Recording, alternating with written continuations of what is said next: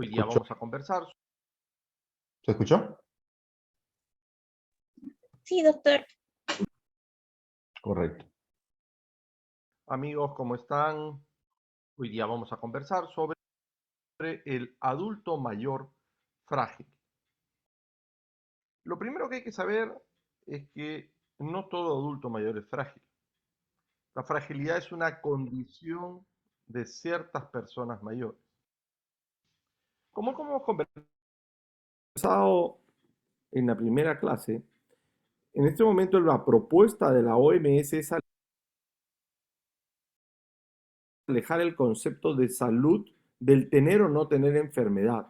Y así se define envejecimiento saludable como el proceso de fomentar o mantener la capacidad funcional que permite el bienestar en la vejez. Es decir, envejecimiento saludable es capacidad funcional.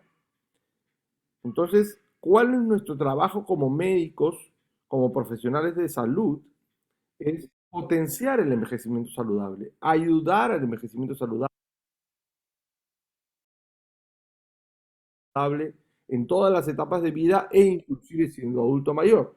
Esto es nuestro trabajo, no es que se viva más, nuestro trabajo no es que la gente no tenga enfermedades, bueno, es parte de, no, sobre todo tener enfermedades, no tener enfermedades crónicas, pero nuestro trabajo es maximizar la capacidad funcional. Y la capacidad funcional es, y es a lo que tenemos que contribuir a través de nuestra ciencia y de nuestro arte, ser y hacer lo que una persona considera valioso.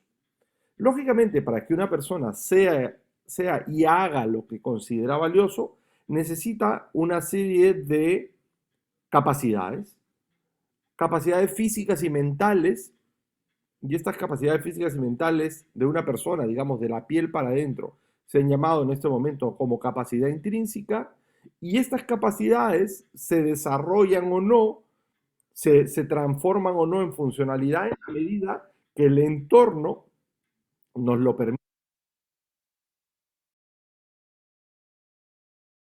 permita o contribuya.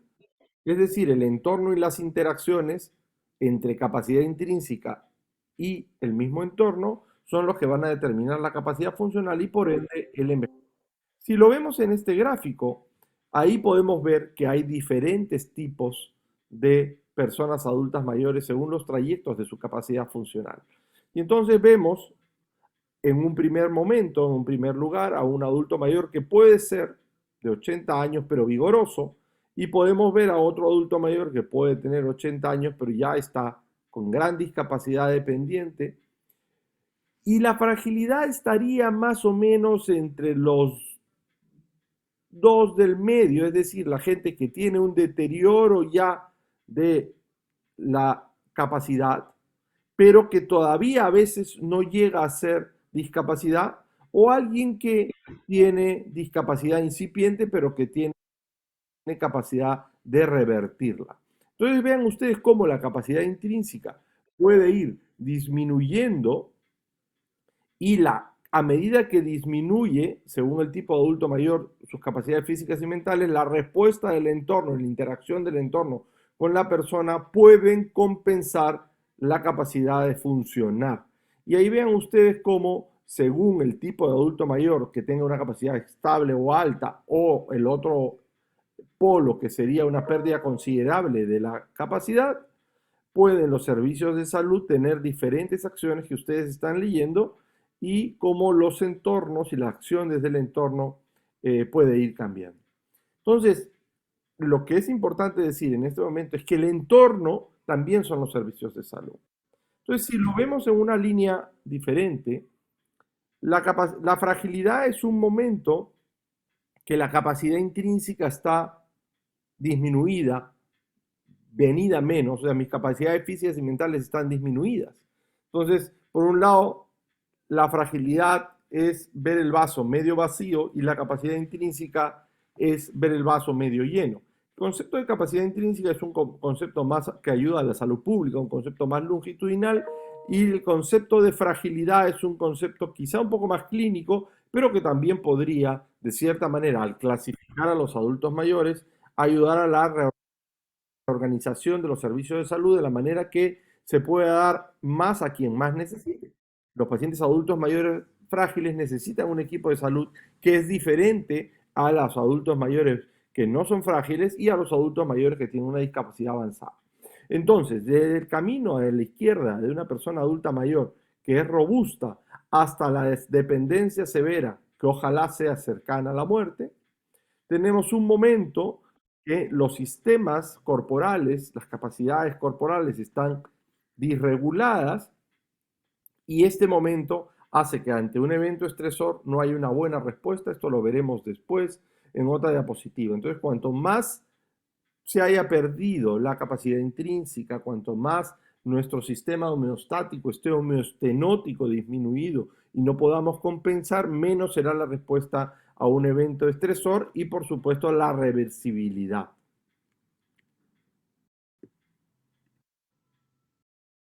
Dentro de las capacidades físicas y mentales que componen la capacidad intrínseca, se han propuesto algunos dominios, que son el dominio sensorial, la capacidad de vitalidad, y en la vitalidad está todos los sistemas hormonales, metabolismo energético, función cardiorrespiratoria, parámetros como presión arterial, glucosa, ahí está vitalidad. En la parte psicológica está el ánimo y vitalidad emocional, que es diferente a vitalidad física. En la parte de capacidad de movilidad tiene subdominios como marcha, balance, fuerza muscular. Y en la parte de cognición tenemos memoria, inteligencia y capacidad de resolución de problemas. Entonces, ¿qué es lo que trae esto en la práctica individual y en la práctica de salud pública? Que nuestro trabajo es optimizar estos dominios y subdominios.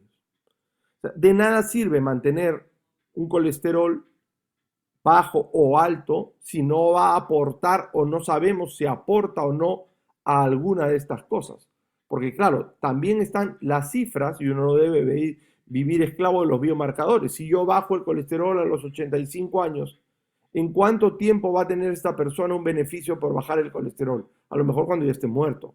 Igual pasa con la glucosa, como verán en la clase de diabetes.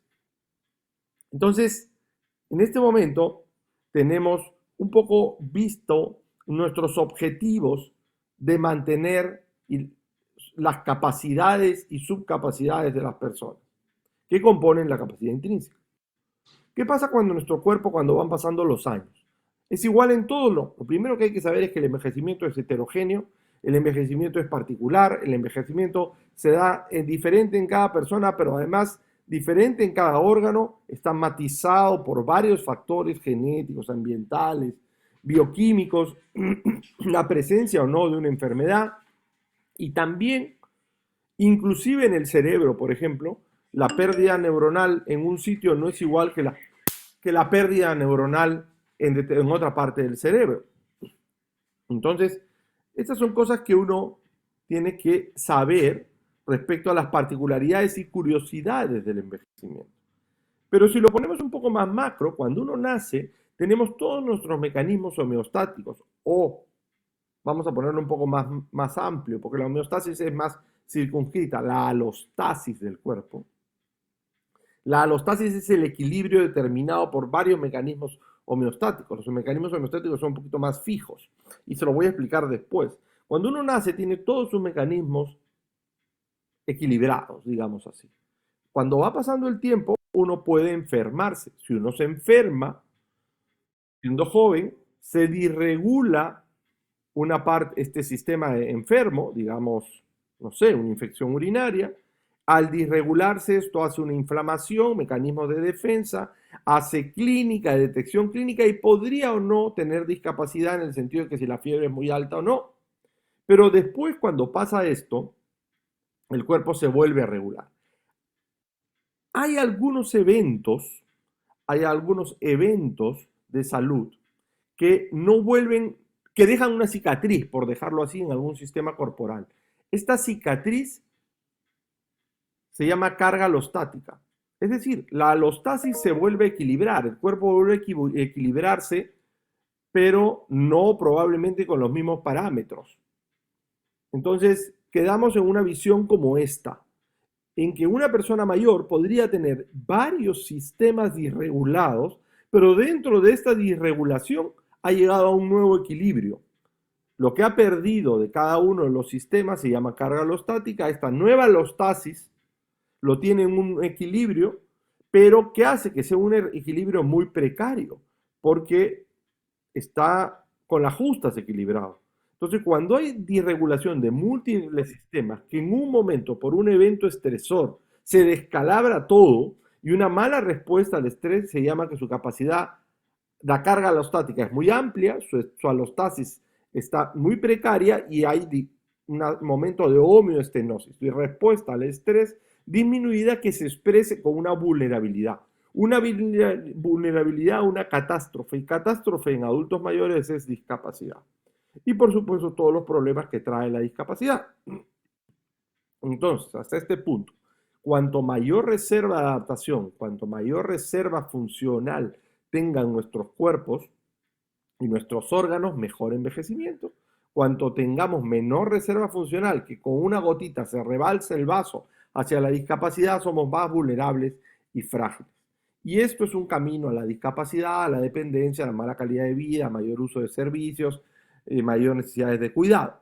Vamos a verlo desde el punto de vista individual. Desde el punto de vista individual, si uno tiene una buena regulación de sistemas corporales, como en la parte arriba de este cuadro, uno hace una infección urinaria, baja un poquito porque está enfermo, le da fiebre, no sé qué, lo tratan, pero recupera nuevamente su funcionalidad. En el caso de las personas mayores, ¿qué puede pasar? Cuando están muy cerca a la línea de discapacidad, la misma infección, con la misma severidad, con el mismo bicho, puede hacer que cruce la línea de discapacidad y puede o no regresar hacia la funcionalidad o regresar con menor habilidad funcional o quedarse en la dependencia.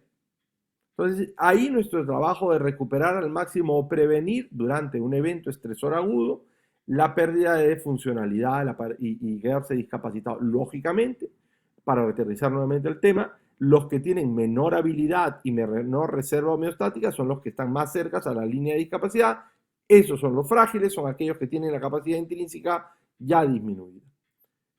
Pero ¿qué pasa en la clínica? En la clínica lo que pasa es que una persona adulta mayor frágil y tiene múltiples órganos disregulados, hace una infección urinaria. Como la capacidad de respuesta y de inflamación para hacer síntomas urinarios o fiebre no está buena, esta persona hace delirio, porque su órgano que menos funciona, el que menos aporta a la capacidad, a la reserva funcional total, es el cerebro.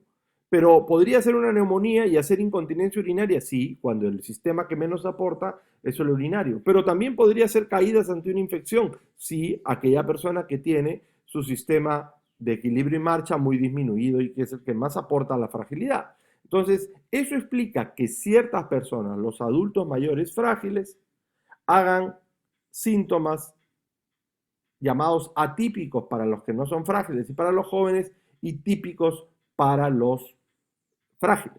Entonces, el estado de fragilidad es un estado de homeostenosis que es una explicación a las presentaciones atípicas de las enfermedades, ¿no? Son presentaciones típicas en los frágiles y muchos de los llamados síndromes geriátricos que se expresan sobre todo agudamente como caídas, delirio, incontinencia urinaria, de funcionalización aguda, son una forma de presentación que revelan una fragilidad escondida. Mucha gente tiene el proceso de fragilización como un proceso insidioso, lento, detrás. Imagínense que nadie haya descubierto la hipertensión arterial. Entonces tú dices, oye, la hipertensión arterial no existe porque no hay para medir la presión arterial, entonces de repente comienzan a haber infartos cardíacos y strokes y dices, no, eso es la vejez. Pero por ahí encuentras que la hipertensión arterial, cuando la comienzas a medir, estaba ahí escondida como un asesino silencioso. Bueno, la fragilidad es esta condición de la persona. Y ahí, al usar fragilidad y al medir esta condición de capacidades de las personas, su capacidad de respuesta y la capacidad funcional, estamos centrando la atención en la persona y no en las enfermedades. Las enfermedades en las personas mayores impactan, importan y se tratan con diferente intensidad en la medida que prevengan o disminuyan la fragilidad. Entonces, este proceso oculto, que hay obligación de detectarlo y prevenirlo y manejarlo desde los primeros momentos de la persona adulta mayor y si se puede desde antes, son a veces revelados por un evento estresor y entonces ahí recién te das cuenta a través de un síndrome geriátrico que tenía una fragilidad. Vamos a ponerlo en una caricatura. Y entonces ustedes con los síntomas y signos típicos que se usan con los jóvenes dice, oiga, usted está muy bien, señor, pero ante el evento estresor se descalabra. La fragilidad inicialmente se comenzó a medir por los criterios de Fried, de Linda Fried, que son velocidad de marcha disminuida, fuerza de presión disminuida, disminución significativa de peso, falta de energía para vivir o exhaustion en inglés o cansancio o poca actividad física, ¿no? Con 3 o más de estos criterios, uno puede decir, según los criterios de Linda Fried, que uno es frágil. Con 2 está en prefragilidad. Entonces, si las personas no son iguales, los frágiles y los no frágiles, no se pueden tratar igual, no se pueden tratar con la misma intensidad. Entonces, cada vez que ustedes han tratado a un adulto mayor, han visto, han valorado si es frágil o no, porque no se trata al adulto mayor frágil con diabetes igual que al adulto mayor frágil al adulto mayor que no es frágil con diabetes. Es decir, no se trata la diabetes, se trata al adulto mayor. No es la hipertensión en el adulto mayor, no es la diabetes en el adulto mayor, no es la fractura o una neumonía en el adulto mayor. Es el adulto mayor con neumonía, con hipertensión, con diabetes. Porque la intervención y la eficiencia de las intervenciones para no perder capacidad funcional o para minimizar la pérdida y la intensidad del cuidado depende o no de su riesgo de discapacitarse ante este evento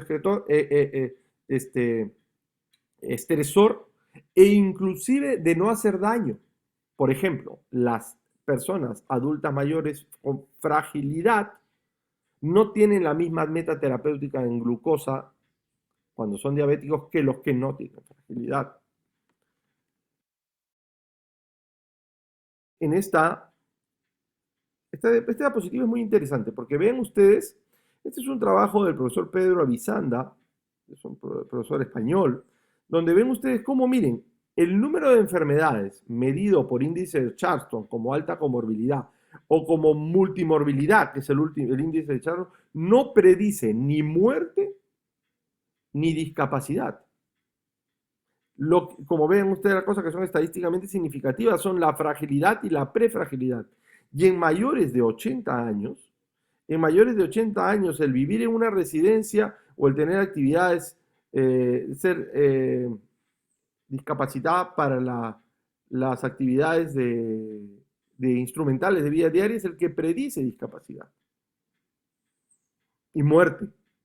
Este es un estudio de mayores de 60 años. Entonces ahí es cuando la enfermedad se aleja en viejos, en personas mayores, o pierde importancia frente a las necesidades de las personas.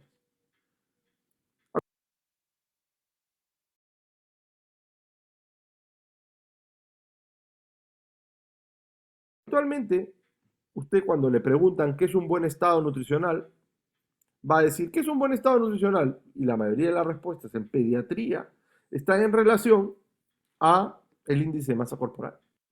Pero ya hace tiempo que el índice de masa corporal no es la mejor forma de medir obesidad, porque obesidad es exceso de grasa con respecto a la masa muscular. Entonces, en las personas mayores, el índice de masa corporal no es muy confiable, salvo que varíe y ahí se convierte en una alerta. Pero, por ejemplo, en esta señora que tiene índice de masa corporal 31.1, usted no le diría baje de peso. ¿Por qué? Porque a veces bajar de peso, sobre todo haciendo dieta y sin hacer ejercicio, significaría pérdida muscular. Pérdida muscular es el primer paso, o uno de los, como veremos después, uno de los determinantes fundamentales de la fragilidad. En esta diapositiva ustedes pueden ver cómo el índice de masa corporal nos engaña. Y en la parte derecha ven ustedes la gran cantidad de músculos, los músculos paravertebrales, Y en la parte izquierda ven que casi no tiene músculo. Una persona que tiene el mismo índice de masa corporal. Entonces, si a esta persona de la primera izquierda usted le dice baje de peso sin hacer ejercicio, lo que va a hacer es que va a aumentar su grasa y perderá mucho músculo y se fragilizará. Es verdad que con los años se produce sarcopenia. No en todos los adultos mayores son sarcopénicos, no lo mismo es fragilidad, pero la sarcopenia probablemente sea uno de los principales determinantes de la fragilidad. La sarcopenia es la pérdida de cantidad y calidad de músculo. Y como ustedes ven aquí en estos cuadríceps de la persona adulta mayor, ha perdido capacidad muscular. Y la sarcopenia, la pérdida de cantidad y calidad de músculo, es uno de los principales factores que pueden condicionar que la persona pierda la capacidad de mantenerse independiente en la comunidad. Y además tiene dentro de sus características, dentro del músculo, una grasa que se llama mioesteatosis, que es esta cosa blanquita, que es la que le da el sabor al churrasco. Y entonces que es muy rico, pero es muy citotóxica, es decir, produce demasiadas adipoquinas. ¿Cuáles son los tres eventos o grupos de eventos fisiológicos más importantes llamados la triada fisiológica de la fragilidad? La sarcopenia, de la que hemos estado hablando, la disfunción hormonal que se expresa por una disregulación del cortisol, es decir, la persona como está en un estado medio de estrés crónico, tiene un hipercortisolismo crónico, pero además tiene disminución de hormona de crecimiento, disminución de testosterona. Y esto condiciona de la mano, porque estos eventos se interrelacionan, con la sarcopenia una alteración inmune, con aumento de interleuquina 6, interleuquina 2 y factor de necrosis tumoral. Pero como les dije, la sarcopenia probablemente sea el evento más determinante o que circunscribe el desarrollo de la fragilidad. Entonces, el músculo a veces uno lo ve que es solamente para mostrarse bonito o no quería enseñarles una foto mía así que puse esta. Yo estoy mejor. El músculo, como ustedes saben, no solamente sirve para moverse, ¿no? Sino el músculo es un órgano para muchos endocrino, reserva del estrés en momentos dados, está además con una reserva de aminoácidos, ¿no? Y entonces aquí podríamos comparar un músculo de alguien de 48 con alguien de 70, donde se ve no solamente la disminución de la cantidad y calidad de músculo, sino la infiltración grasa, cuando yo les decía de la miesteatosis. Pero el ejercicio es una buena opción para luchar contra esto. Entonces, si usted ve en el cuadro, en la línea punteada, miren cómo las personas entrenadas podrían llegar a los 80 años con un mismo nivel de fuerza y capacidad funcional que alguien sedentario, que es la línea con rayitas. Entonces sí se puede, a través del ejercicio y el tratamiento de la sarcopenia, uno de los determinantes, en la optimización de la capacidad de moverse a través de optimización de uno de los subdominios de la capacidad intrínseca, podría disminuir el riesgo de tener condiciones crónicas de salud, mejorar la calidad de vida y alejarse de la discapacidad. La sarcopenia en una sola mirada. La sarcopenia no es lo mismo que fragilidad. Se parecen, se tratan más o menos igual, pero no igual. Y entonces tiene varios factores de riesgo. Uno de ellos es la inactividad, la inmovilidad. Hay factores nutricionales, sobre todo relacionados con la poca ingesta de proteínas. Hay las condiciones crónicas de salud que uno va acumulando durante la vida o van haciendo que un estado inflamatorio crónico pueda aumentar el estado de la pérdida muscular. Y hay otros estilos que tienen que ver con estilos de vida, ¿no? Como el fumar o el bajo peso al nacer, que también ha estado relacionado con el pico de masa muscular que uno puede desarrollar a los veintitantos años. Entonces, existen mecanismos que se comparten un poco con la fragilidad, que era esta disfunción del sistema inmune con resistencia a la insulina y androsomatoadrenopausia, con hipercortisolismo. ¿Hay alguna relación con las bases genéticas a nivel de la mitocondria, con su alteración de ser la fuente de energía y de detoxificación celular, y que esto genere disfunción oxidativa, más estrés y apoptosis. Y bueno, como habíamos dicho, también una serie de marcadores inflamatorios que sobre todo son producidos a veces por la grasa, ¿no? Por las llamadas adipoquinas. Se han propuesto muchos criterios, yo les voy a enseñar después el criterio que a mí me parece más, que los criterios que me parecen más útiles.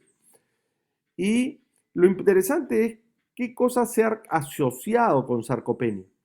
Se ha asociado discapacidad, caídas y fracturas, hospitalización, peor recuperación de eventos de estrés y peor estado posoperatorio y poshospitalización, mayor riesgo de infección. De hecho, hay un trabajo publicado por nosotros, el grupo de 100, con aumento de riesgo de neumonías, y hay aumento disminución de calidad de vida, y hay aumento de toxicidad y efectos adversos por tratamiento. Nosotros tenemos por el grupo de 100, el equipo de 100, publicado aumento de riesgo de toxicidad, de radiotoxicidad en cáncer, hay mayor depresión y mayor mortalidad. El tratamiento, ejercicios, sobre todo ejercicios de fuerza. Ha habido algunas cosas sobre anabólicos, la verdad que todavía la cosa está circunscrita a algunos casos. Se habla de dieta, de tratamiento con alta dosis de proteína, vitamina D y probablemente una sustancia que se llama HMB, que es el ácido hidroximetilbutirato, y no se ha visto que haya efectividad en hormona de crecimiento y los inhibidores de la miostatina. Uno de ellos es sobre la prevalencia de la sarcopenia hospitalaria, es decir, cómo en el momento agudo de hospitalización aumenta mucho, y esto tiene que ver a veces no solo con la enfermedad, sino con la indicación de no hacer reposo y con la no indicación de hacer ejercicio durante la hospitalización. Y para que vean cómo es diferente, miren, una persona joven en inactividad pierde aproximadamente masa magra muscular 0.5 en 28 días. Una persona adulta mayor inactiva en 10 días pierde el doble. Pero si esta persona además tiene un evento estresor, o sea, ya no hay disminución solo del músculo por inmovilidad, sino se suben los factores inflamatorios, o sea, ya entraría en los procesos de desarrollo de caquexia, en 3 días ya perdió 1 kilo. Esto justifica que durante la hospitalización se intervenga con prescripción de ejercicios, como hay trabajos que lo avalan. Y él hace este artículo de revisión que yo se los recomiendo mucho. Y yo lo he puesto esto porque miren cómo la mayoría de las intervenciones son ejercicios, ejercicios y ejercicios. Pero ¿en qué varía? Lo que varía es quién hace el programa. Cuando es prevención terciaria y ya necesitas entallar un poco el programa de intervención de ejercicios, según a las necesidades y discapacidades que tenga la persona y que hay que rehabilitar, un terapeuta físico puede intervenir. Cuando ya ya tienes sarcopenia, tienes que intervenir haciendo ejercicio, pero con énfasis mucho en ejercicios de resistencia. En prevención primaria y en todos los casos tienes que tener una buena cantidad de proteínas, pero ahí ya lo puedes hacer en grupo, en equipos. Este grupo de estudio de fragilidad de sarcopenia propone, para encontrar casos como método de screening, el SARC-F, que es una escala que se las voy a enseñar después, desarrollada por el profesor Morley, que se los presenté hace un momento, y después, si es positivo, bueno, si es negativo, ¿qué haces? Igual lo tienes que mandar a hacer ejercicios multidominio, ¿no? Si es positivo, se mide el músculo, la fuerza muscular, y eso se hace a través del test de la silla, que es pararse y sentarse. Ustedes lo verán en su práctica, o la medición de la fuerza de prensión. Si esto está bajo, ya tiene sarcopenia probable, entonces hay que hacer una medida de la masa muscular. Aquí proponen medir con densitometría muscular, con bioimpedancia. Para casos de investigación se usa tomografía, resonancia, eso es muy caro para la práctica diaria, pero yo les diría y les enseñaré después cómo para nosotros el perímetro de pantorrilla en nuestro caso ha sido útil, Y una vez que encuentren que hay menos fuerza con menos cantidad de músculo, o sea, menos cantidad y calidad de músculo, han confirmado la sarcopenia. Ahora, para ver el grado de fragilidad, de sarcopenia, perdón, pueden usar además la velocidad de marcha o el SPPB, el test del SPPB que ustedes lo verán, o el test de 400 metros de caminata, eso lo verán ustedes en su práctica.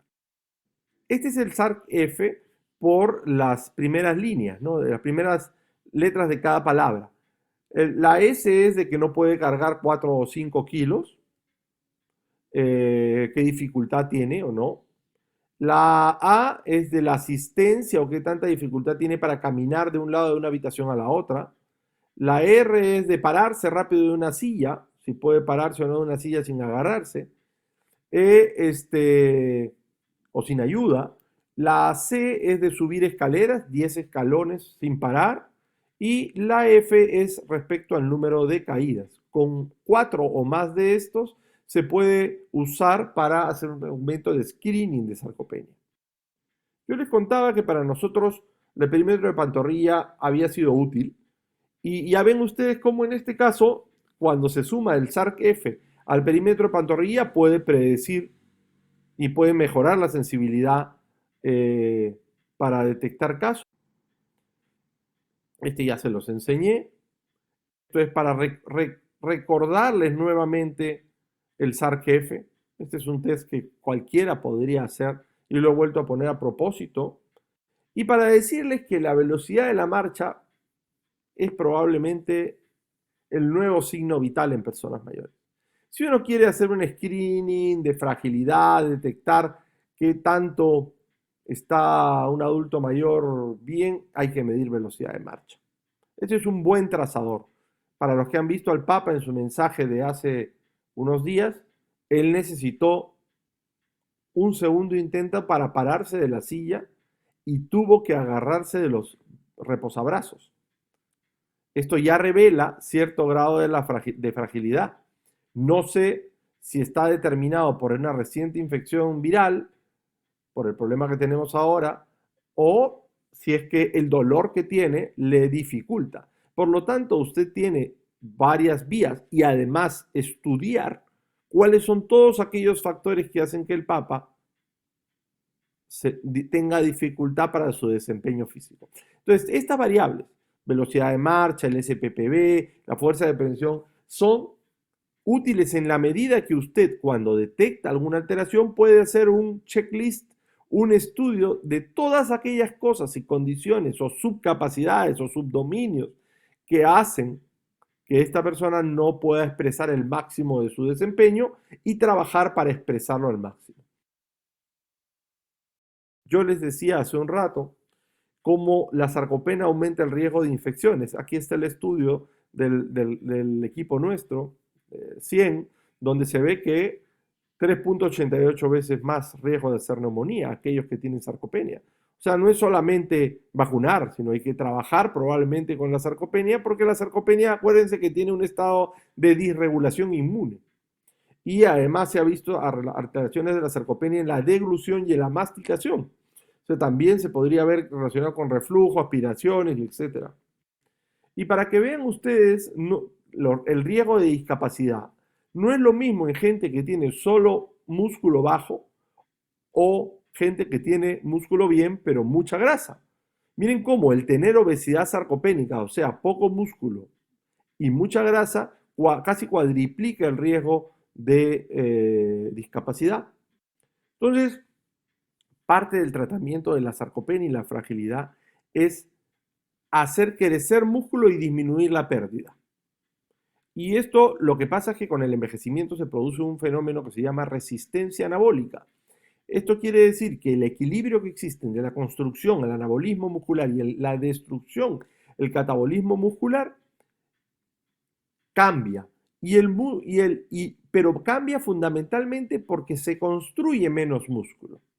Eso se llama resistencia anabólica. Hay algunos estudios que a través de mayor ingesta de proteínas, mayor cantidad de proteínas y desde luego ejercicio, se puede compensar este tema y al dar mayor carga proteica se rompería la resistencia anabólica. Ustedes están viendo ahí todos los factores que pueden condicionar una cosa a la otra y podrán diseñar, perdón, no diseñar, podrán comprender la mayoría de las intervenciones propuestas. Pero bueno, ya diagnostiqué, ¿qué hacemos? ¿Cómo tamizamos? ¿Cómo detectamos precozmente? ¿Cómo evaluamos con validez? Lo primero que quiero recordarles es que 5 kilos de grasa no son iguales que 5 kilos de músculo. Por eso, usted, si solo hace dieta y no hace ejercicio, probablemente no entre en el pantalón o en la falda. Pero si hace ejercicio acompañado con una nutrición sana, pueda seguir pesando lo mismo, pero sí entre en el pantalón o en la falda. ¿Cómo se interviene? ¿Qué es lo que se ha intentado? Se ha intentado todas aquellas cosas que aumenten el crecimiento muscular, fundamentalmente ejercicio y mayor cantidad de proteínas. Se han hecho muchas pruebas con hormonas, pero la verdad que todavía eso está en veremos. Y se ha luchado activamente contra las enfermedades crónicas que producen daño, la inactividad y la malnutrición. Porque tienen algunas vías comunes, como la resistencia a la insulina. Y esta resistencia a la insulina, que promueve autofagia, degradación de la proteína muscular y disfunción mitocondrial, lleva a pérdida de músculo en cantidad y calidad. Y esto además, al tener menos músculo, que ustedes saben está relacionado con la resistencia a la insulina, aumenta más la velocidad de pérdida muscular. Esta pregunta es facilita. ¿Es beneficiosa la actividad física para el envejecimiento? Sí, por supuesto.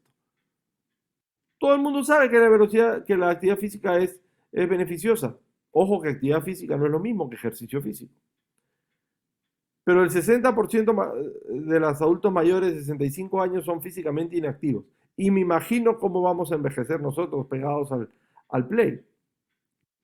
Si nunca hiciste ejercicio, ¿es muy tarde para empezar a hacer ejercicio? No, el adulto mayor retiene la capacidad de mejorar su fuerza muscular después de participar en un programa de entrenamiento sistemático bien hecho. Los programas con evidencia son los ideales para lograr recuperar fuerza.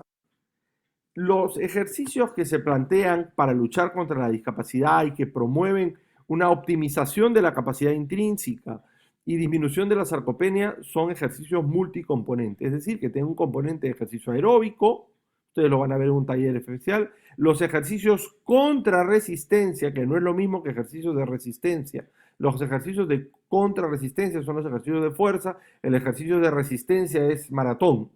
Ejercicios de balance y equilibrio y ejercicios de flexibilidad para luchar contra la fragilidad y la discapacidad.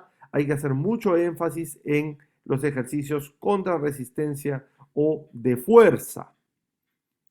Es decir, caminar y hacer ejercicio aeróbico te da años, pero hacer ejercicios contra resistencia o de fuerza te da años libres de discapacidad. Y miren para que vean cómo los ejercicios y diferentes tipos de ejercicios y las condiciones y características del músculo están relacionados con diferentes outcomes. Por ejemplo, la disminución de fuerza está relacionada con la discapacidad para actividades de vida diaria. La disminución de potencia muscular, que es fuerza por velocidad, está aumentado con el riesgo de caídas y de fracturas. La disminución de resistencia, o sea, lo que decía de correr maratones y de resistencia al ejercicio continuo, está relacionado con fatigabilidad. Y todas estas cosas relacionadas con disminución, a su vez, generan más disminución de actividad física y mayor riesgo de discapacidad. ¿Qué se sabe de los antioxidantes? ¿Todos los adultos mayores deberían tomar una vitamina? No. ¿Tienen una justificación fisiopatológica? Sí, hay justificaciones fisiopatológicas desde el punto de vista de la oxidación, de los mecanismos coenzimáticos, pero hasta ahora no hay una evidencia tipo A con alto grado de recomendación para la suplementación de antioxidantes. Quizá la vitamina que más se ha estudiado y que podría tener más efecto es la vitamina D, que como saben ustedes, más que vitamina, es una hormona esteroidea, con estudios que podrían ayudar. Lógicamente, el efecto sinérgico. Una cosa es comida con proteínas, pero mucho mejor si esto se combina con ejercicio. Por lo tanto, La fragilidad y la sarcopenia en las personas mayores es una oportunidad para la reconciliación de la medicina con el tratamiento no farmacológico. Por ahora no tenemos fármacos para eso y es un gran reto de la medicina contemporánea. Entonces, como hemos visto hasta ahora, vamos a repetir lo que les estaba diciendo, ¿no? Son nuevos usuarios y heterogéneos, no todos son frágiles, con nuevos problemas, que necesitan nuevas metas terapéuticas, que es la optimización de la capacidad intrínseca y de la capacidad funcional, y para esto necesitan nuevas competencias, los profesionales de salud y todos los profesionales, y nuevos escenarios de tratamiento. No olvide hacer el diagnóstico de sarcopenia, tiene su IC10, la fragilidad medio prestado, pero también se puede hacer. Entonces, yo con esto quería terminar esta conversación y recordarles, entonces, ¿qué mensajes claves quisiera dejarles? Primero, el músculo en cantidad y calidad es un trazador, resumen, muy bueno para monitorear la salud y el riesgo de discapacidad a lo largo de la vida. Es un trazador longitudinal de capacidad intrínseca. Las alternativas de tratamiento de la fragilidad y de la sarcopenia son con ejercicios de varios tipos, multidominio o multicomponente, con buen control de enfermedad crónica para alejar la hospitalización que fragiliza y optimizar la nutrición. ¿Qué es optimizar la nutrición? Como ustedes verán, no es 0.8, no es 0.6, es de 1 a 1.5 gramos por proteínas por kilo de peso. Lo que yo les decía respecto a la nutrición, acá está el mayor requerimiento de proteínas, el uso de las proteínas repartidas equitativamente, porque no se trata de meterle por la boca 200 kilos de 50 gramos, 80 gramos de churrasco por la boca al tío. El uso en la dieta de algunos aminoácidos que tengan potencial anabólico, como la leucina, ¿no? La leucina, ustedes saben que tiene un efecto insulina-like, que ayuda a luchar contra la resistencia anabólica. Hay algunas sustancias como el HMB, que es un derivado de la leucina, que además de tener un efecto anabólico, disminuye el catabolismo. La vitamina D, que hay que darla por ahora a quien la tiene baja. Y todo esto, este concepto de fragilidad y esta clasificación de la persona mayor según su vulnerabilidad, ayuda a nivel individual para ver clínicamente sus cosas y sus intervenciones, pero también ayuda a adecuar los servicios de salud, porque así uno puede clasificar y la eficiencia, esto es decir, efectividad con costo, va de la mano de una intervención, va de la mano con la correcta selección del usuario. Y también requiere y se necesita mucho el desarrollo de programas de base comunitarias con evidencia, ¿no? Con información de lo que estamos haciendo, investigación. Hay programas como el BB-Fail que ustedes van a ver en su curso, hay programas que ayudan para la fragilidad de las caídas, hay un app, se puede bajar, y hay cosas que estamos haciendo en investigación, con investigación en los Andes, y siempre estar atento con la evidencia, ¿no? Siempre hay que buscar alternativas novedosas para cuidar.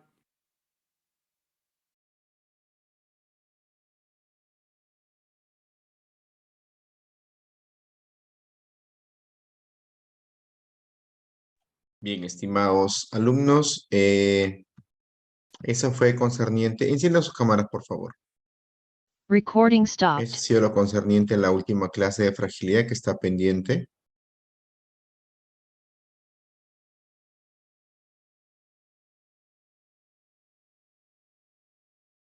Chicos.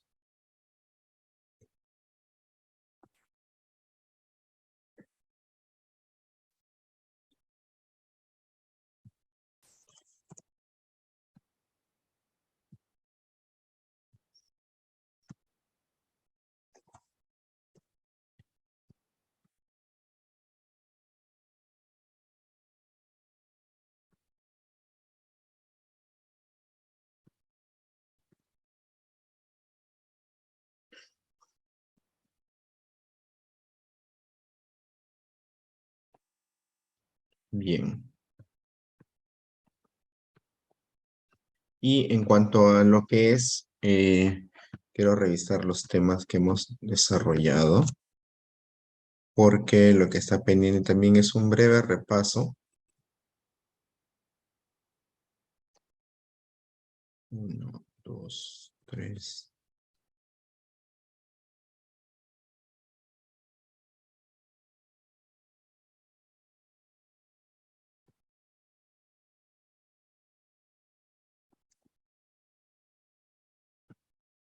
Muy bien. Lo que sí necesitamos ver, algunos temas que no es adecuado que inviertan tanto tiempo porque son indicadores numéricos, algo que no van a ver en el desarrollo práctico y menos en el desarrollo es demografía y envejecimiento. ¿Ya? Esa parte no.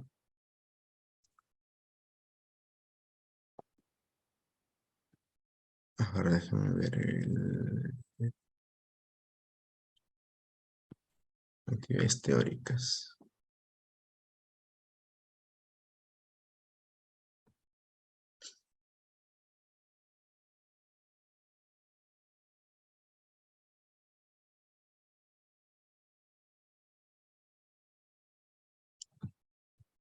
Muy bien.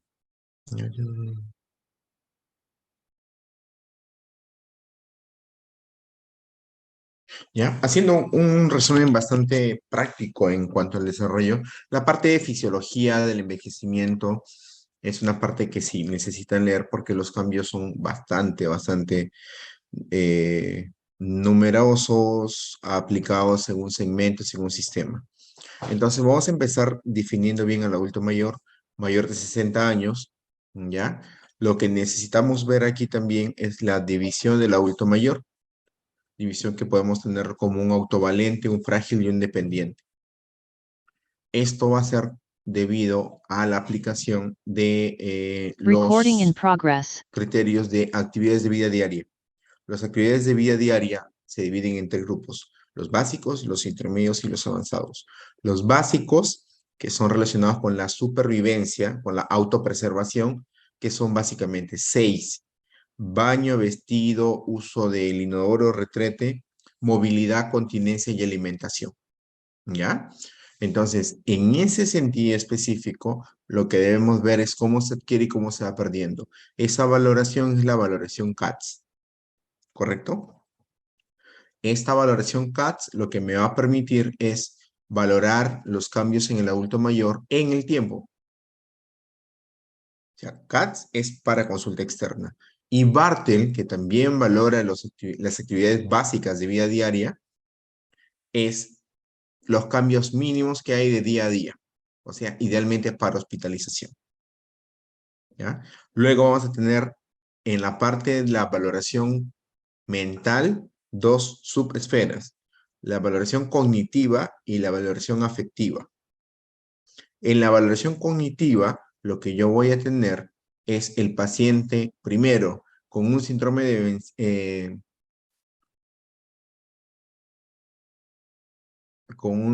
confusional agudo o sin él, y la valoración aquí mediante la escala CAM, el Confusional Assessment Method, donde voy a tener 4 criterios, 2 imprescindibles y uno de los 2 secundarios adicionales. Primero, de inicio agudo y de curso fluctuante, el cuadro, y segundo, con una alteración de la atención. Y los adicionales, que pueden estar uno u otro, o ambos en este caso, es la alteración del nivel de conciencia y el pensamiento desorganizado. Síndrome confusional agudo. Siempre cuando diagnostiquen un síndrome confusional agudo, nosotros debemos colocarle el tipo. Es hiperactivo, una manía extrema; el hipoactivo, una disminución casi similar al compromiso del sensorio; y el mixto, que alterna estos dos. La principal diferencia entre una encefalopatía y un síndrome confusional agudo, si bien es cierto, los dos son agudos, los dos se desencadenan secundariamente a un evento, es el compromiso del sensorio. Uno es alternante, fluctuante, que es el síndrome confusional agudo, y el otro es permanente hasta que resuelva la causa de base, que es la encefalopatía. ¿Correcto? La principal indicación de un síndrome confusional agudo no es la medicación, es la hidratación. ¿ya? Las tres principales y grandes causas de síndrome confusional agudo en el adulto mayor son deshidratación, desnutrición e infecciones, en ese orden, ¿ya? Por eso la primera indicación es hidratar al paciente, no es ponerle antibióticos, no es ponerle medicamentos para que lo hagan dormir, no es sujetarlo mecánicamente, ¿ya? Luego, después de ponerle síndrome confusional agudo, si es hiperactivo, hipoactivo, mixto el tipo, vemos si está asociado o no a un cuadro demencial, ¿ya? El cuadro demencial podemos tener de dos tipos, el deterioro cognitivo y la demencia propiamente dicha. El deterioro cognitivo, que tiene las tres partes, leve, moderado y severo, y luego continúa en la secuencia fisiopatológica a una demencia leve, moderada y severa. Esos son solo en grados, diferentes de la etiología. El síndrome demencial, así como vamos a decir síndrome febril, puede tener varias causas. Uno, dos, todas, ¿ya? La más frecuente del síndrome demencial, ahorita están por ella compitiendo. Antes era el síndrome, la enfermedad por Alzheimer, la demencia por enfermedad de Alzheimer. Ahora la vascular se le acerca bastante. Y ni hablar si tenemos el antecedente de uno y aparece otro, un mixto, ¿ya? En donde la medicación, lógicamente, vamos a tenerla por etapas. Primero, el antidemencial básico que vamos a iniciar al comienzo son los anticolinesterásicos, donepezilo, olanzapina, disculpen, donepezilo, ribastigmina y galantamina, ¿ya? Donepezilo, ribastigmina y galantamina. Ese es para los iniciales. Esos son anticolinesterásicos. Luego vamos a tener los anti-NMDA, anti-N-metil de aspartato, que es la memantina, ¿ya? La memantina. ¿Tenemos coadyuvantes o ayudadores? Sí, ¿ya? Tenemos con un alto, bajo y medio nivel de evidencia y grado de recomendación. Tenemos, por ejemplo, el ginkgo biloba, tenemos, por ejemplo, la aciticolina, con mejoras en algunas esferas, no en todas, en la parte de cognición y en la parte de funcionalidad. En ese caso, tenemos la revisión del síndrome confusional agudo con el cuadro demencial. Y siempre cuando coloquen síndrome confusional agudo, el tipo, si está asociado o no a un cuadro demencial, siempre ver la causa desencadenante, ¿ya? Secundario a multifactorial, infeccioso, metabólico, cualquiera de ellos, ¿ya? Cuando tenemos una alteración de la conducta, disculpen, una alteración demencial, tenemos dos grandes esferas. La esfera nésica, relacionada netamente con la memoria, y la parte no amnésica, ¿ya? La parte no amnésica generalmente relacionada con la conducta del adulto mayor. Y en conducta alterada, lo que nosotros podemos escoger son los antipsicóticos. Tenemos dos grandes familias, los típicos, que es haloperidol, y los atípicos, que el prototipo es la quetiapina y la risperidona, que hoy por hoy son los mejores indicados a nivel hospitalario, ¿ya? Porque regulan mejor la conducta, porque no tienen una dosis de tolerabilidad, porque tienen menor frecuencia o menor riesgo de síndrome neuroléptico maligno, ¿ya? Lo importante es que nunca se combinan dos antipsicóticos, ¿ya? Siempre se debe escoger uno, ¿ya? Recuerden también que el screening para ver pacientes frágiles a nivel de CATS, ¿ya? También lo tiene el Target Geriatric Assessment, el TAGA, el test TAGA. Recuerden bien el test TAGA, ¿ya? Que lo que valora es la valoración de las actividades básicas de vida diaria mediante el índice de CATS, ¿ya? Anótalo, Karen. Estamos viendo los antidemenciales de primera intención, que es donepezilo, ribastigmina y galantamina. Estamos viendo TAGA, que hace CATS. Una de las primeras clases que se vio es la parte de geriatría y de gerontología. Recuerden que la parte de geriatría ve todo lo clínico. La parte de gerontología ve el envejecimiento social en el entorno. El geriatra es médico. El gerontólogo generalmente es un profesional de ciencias sociales. ¿Ya? Entonces, ¿un geriatra puede ser gerontólogo? Sí. ¿Un gerontólogo puede ser geriatra? No. ¿Ya? Salvo estudio en medicina, lógicamente llega la especialidad y el serums y todo ello, ¿no? Nada más.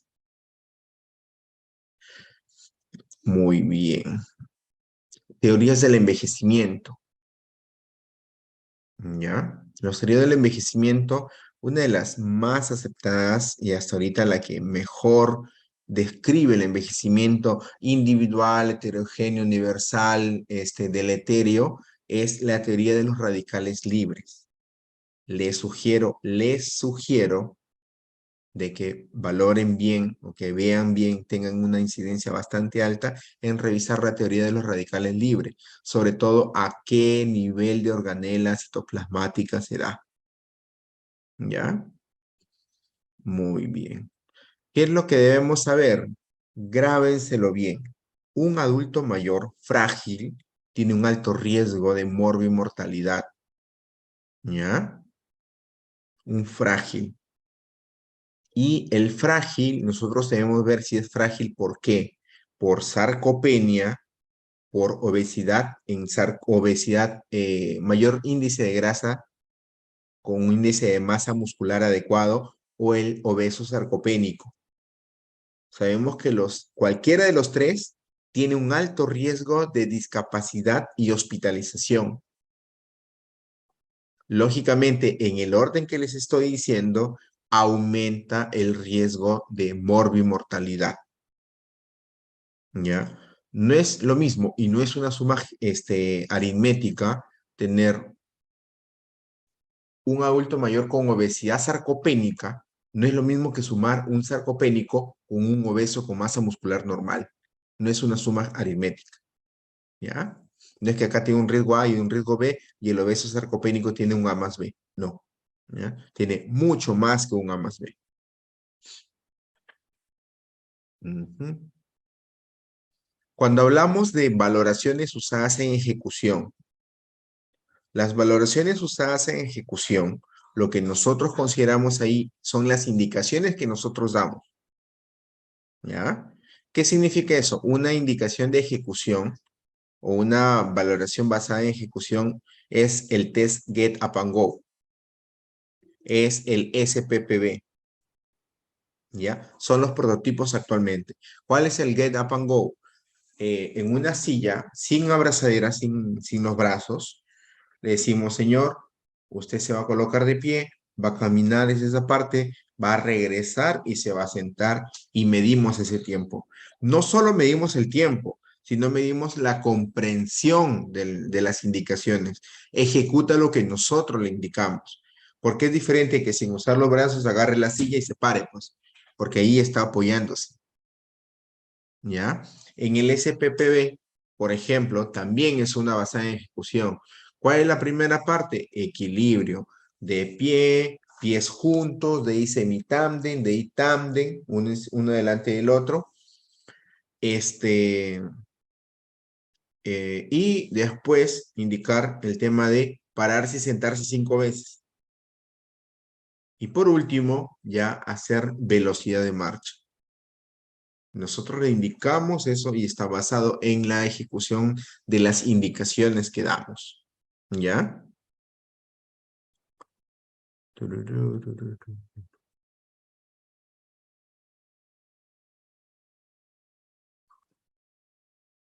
Lo que nosotros también debemos valorar, por ejemplo, en la valoración clínica del adulto mayor, en el BACAM y en casi cualquier herramienta de screening de fragilidad en el adulto mayor, vemos la valoración de la cognición, la valoración de la depresión, la valoración funcional representada en caídas y la valoración del soporte social. Esas son las más básicas que deben aprenderse. Se aprenden las 4, no necesitan más cosas. ¿Ya? Entonces sabemos que esa parte vamos a valorarla y necesitamos aprenderla bien.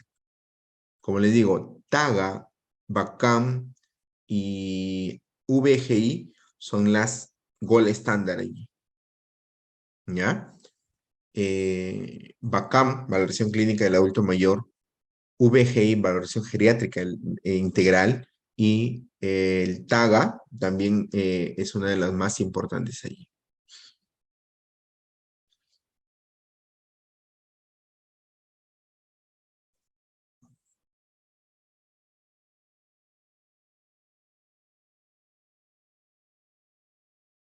¿Ya? Otra cosa, cuando hablamos de valoración geriátrica integral, son las 4 esferas que ya les he mencionado: funcional, cognitiva, afectiva y social. La nutricional es complementaria. La nutricional es complementaria, ¿ya? A ver, saber diferenciar. Cuando hablamos de un síndrome confusional, disculpen, con un síndrome demencial, también estamos hablando en su sinónimo con un trastorno neurocognitivo mayor, ¿ya? Eso es importantísimo también que ustedes sepan. Es importantísimo en fragilidad y en sarcopenia definir bien cuál es la composición del ejercicio multicomponente: aeróbico, contrarresistencia, equilibrio y flexibilidad. Ese ejercicio multicomponente, lo que hemos llevado a la parte práctica, es importantísimo porque se complementa con la parte nutricional, ¿ya? Al adulto mayor, como bien lo han dicho en la clase y como bien nos van a escuchar decir todos, no es solamente necesario que se alimente bien, sino que ponga a trabajar la máquina. Ustedes le están dando el sustrato para mantener el músculo vital. Lo que necesitan es que la máquina produzca ese músculo continuamente. Sabemos que el aminoácido esencial leucina y su subcomponente procesado, el hidroximetilbutirato, es uno de los componentes importantísimos para mantener el músculo viable. Este músculo viable en el tira y afloje del metabolismo anabólico y catabólico es vital. Sabemos que existe un catabolismo y sabemos que existe el anabolismo muscular. Cualquiera de las vías que pueda seguir, de la rapamicina, el ubiquitin proteasoma, cualquiera de por el gen RAS, va a destruir músculo. La producción mediante el complejo hidroximetilbutirato me va a formar músculo. Y si no puede formarlo porque va a llegar a un límite, va a mantener este músculo viable y va a reforzarlo al punto de que pueda cumplir la función de 1, 1.2 o máximo 1.8 veces el músculo. Y eso es lo que va a mantener vital y funcional al adulto mayor, ¿ya? Recuerden bien los criterios de capacidad intrínseca, capacidad funcional. Capacidad intrínseca, que hemos visto también, es una de las partes más esenciales que deben haber ahí, ¿ya? Y recuerden que, como les estaba diciendo al comienzo, que la geriatría es una disciplina transdisciplinaria. Las nuevas tendencias que hay ya no hablan de multidisciplinas, ya no hablan de interdisciplinaria, ya no hablan de intradisciplinaria, sino habla de transdisciplinaria, donde el enfoque del geriatra trasciende en cada una de las esferas para que se pueda mantener.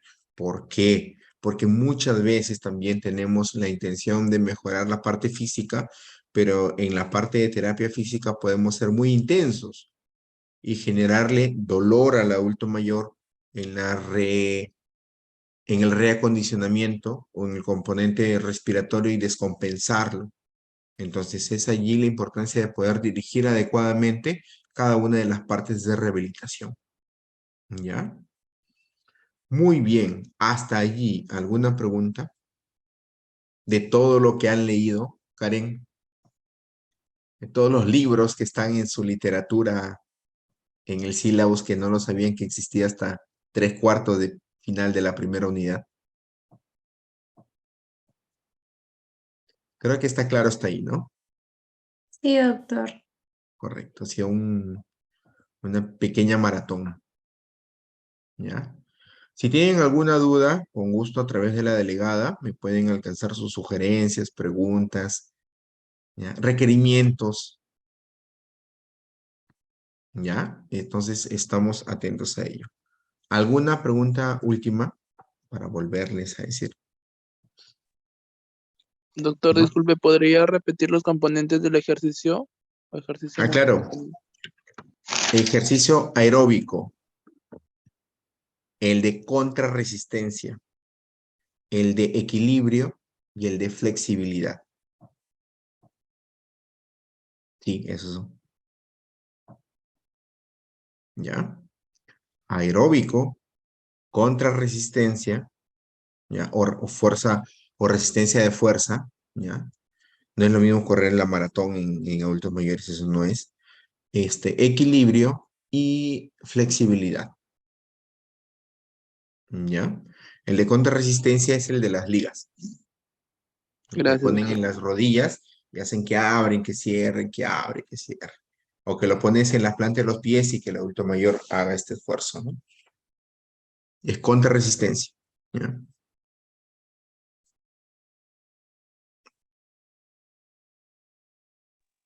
Doctor, el test TAGA es TAGA, ¿verdad? TAGA. Sí, sí. El Targeted Geriatrics Assessment.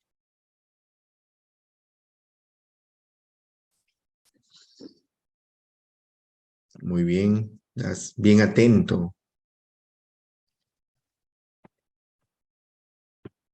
Muy bien. Si hay alguna pregunta adicional, con todo gusto, bueno, Karen tiene mi número a través de ella o directamente me pueden preguntar. Como bien saben, el examen es el día 28. Se va a habilitar un aula, una parte del aula virtual para el examen, ¿ya? Por favor, para el examen, sus nombres de usuario. No hay que me prestaron la computadora, puede ser lo que quiera, pero antes de que ingresen, cambie su usuario, su documento de identidad, una red estable. No quiero las sorpresas del ciclo pasado, no, sino del año pasado, que justo antes que se termine el examen se le cortó el internet. ¿Ya? Entonces necesitamos una señal estable. Son creo que 20, 35, 40 minutos, máximo 50, donde tranquilamente se bloquean a todos y que solamente la red sea para ustedes. ¿Ya? Si a pesar de eso existe una inestabilidad en la red, tengan atento allí su impresión de pantalla para que lo puedan enviar como evidencia, por favor. O su celular, si en caso no les alcanza el tiempo de presionar el print de pantalla, el screenshot de pantalla. ¿Ya? No sé, eso creo que serían las indicaciones, porque de aquí ya... bueno, nos tendremos que ver en la práctica, pero solo con mi grupo, ¿no? Si cualquier inconveniente, el examen, ¿qué día cae? ¿Qué día cae, Karen? Martes, ¿no? No, miércoles. Miércoles. Miércoles, ¿ya? Miércoles sí. Lo que podemos hacer también, aparte de programar el examen, es ver si podemos tener una clase posterior, tan igual como esta, para ver algunas dudas que podamos tener del examen, de las preguntas, reclamos, lógicamente. Ojo, el reclamo no es con diapositivas, ¿ya? No es que en la diapositiva acá abajito dijo esto, no, es con literatura, ¿ya? Ya nos ha pasado. Y no es el que dijo, ¿ya? Porque el que dijo es medio inespecífico. Es lo que dice el libro es esto. Y como ustedes creo que ya hemos tenido algunas clases y ya podrán conocer, yo no tengo ningún problema en decir, ¿saben qué? Me equivoqué en la redacción de la pregunta, o el colega no pudo sustentar su punto que favorece al alumno. No tengo ningún problema. Pero como le digo, la gran mayoría de lo que hemos reforzado, enfóquense en eso. ¿Ya? Muy bien, chicos. No se asusten, el examen no va a estar nada difícil, va a estar bien facilito, no se preocupen. ¿Ya? Listo. Entonces, hasta ahí llegamos, siendo la medianoche ya. Ah, no me disculpé por la tardanza. Tuve una reunión importante y llegué tarde, ¿ya? Entonces, Karen, ve con tus compañeros si podemos aperturar un aula después del examen para ver resolución, dudas, preguntas. Recuerden que el requerimiento de dudas es hasta 24 horas después del examen. Ya, así que tengan bastante cuidado con eso. Ya. Y les vuelvo a insistir, y les voy a insistir siempre, no es el que dijo, no es el de la diapositiva, es lo del libro. ¿Ya? Y generalmente es lo que conversamos, ¿no? Y lo que se supone que ustedes leen, ¿no? Ya en ese detalle ya no quiero entrar porque ustedes leen, ¿no? Toda la literatura que esté escrita está bien redactada como para que lo puedan leer. Ya le había comentado a Gary cuál es el libro texto, cuál es el libro en el que más se pueden basar. Son capítulos, no es todo el libro, y son capítulos generalmente cortos. ¿Ya? Listo. Muy bien, chicos. Entonces, nos vemos en la práctica con los que corresponde y hasta el examen con todos ustedes. Que tengan buena noche y cualquier duda lo hacen saber. Muchas gracias, doctor. Gracias. Gracias, doctor. Buenas noches. Gracias, doctor. Karen, ¿faltaba Doctor, algún aula? ¿Qué? ¿Faltaba Sí. alguna entrega? El módulo 4. A ver, En el módulo 4 no está. Ajá, lo que práctica, ¿no? reproducido. No, teoría. ¿Teoría? Sí, no ha subido. Es que la clase queda ahorita. Ah, ya te entendí. Lo de Ah. la No, visibilidad ya- para el alumno. claro, o sea, la Ya, teoría, ¿no? ya, ya, ya. No, ya, Ya, ya todos están subiendo sus trabajos, ya no hay nada que aperturar.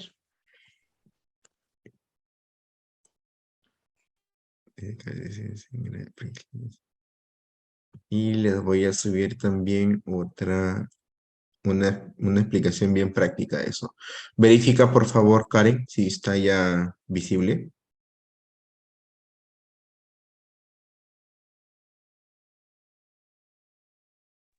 Ya está, doctor. Correcto. Uno que es fragilidad en 5 minutos y la otra, la persona mayor frágil, clase. Ajá. Sí, ya Correcto. está. Muy bien, ya están subiendo todo ya. Ya. Gracias, doctor. Perfecto. Listo, entonces que tengan buenas noches con todos. Cuídense. Gracias.